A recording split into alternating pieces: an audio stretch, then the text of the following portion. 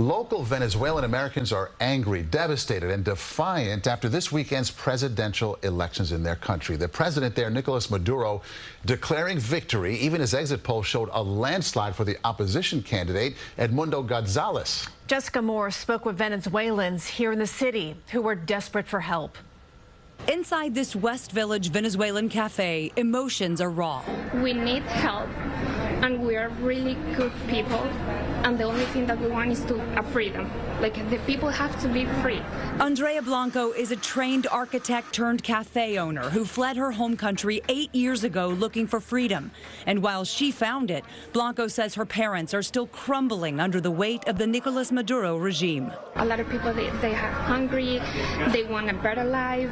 Blanco says many Venezuelans hoped that freedom would be ushered in during this weekend's presidential election. Hope that faded when socialist President Maduro declared victory, despite all exit polls showing he had lost to opposition candidate diplomat Edmundo Gonzalez. We cry. I cry a lot because I didn't believe they're going to do this again to us. My parents, they have 65 years old, and they're not going to go outside to fight for something with some guys that they have guns. But that's exactly what Jesus Aguayas says needs to happen in response to what he calls a coup by Maduro. The Venezuelan people have to go to the street of Venezuela. The families have to go. It's the whole country comes down to the street.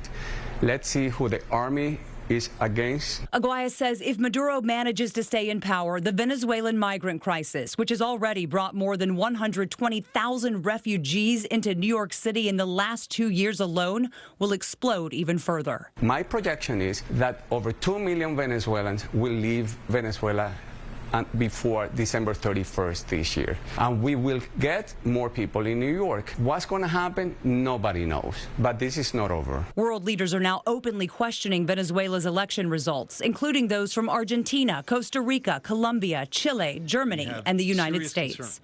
In the West Village, Jessica Moore, CBS News, New York.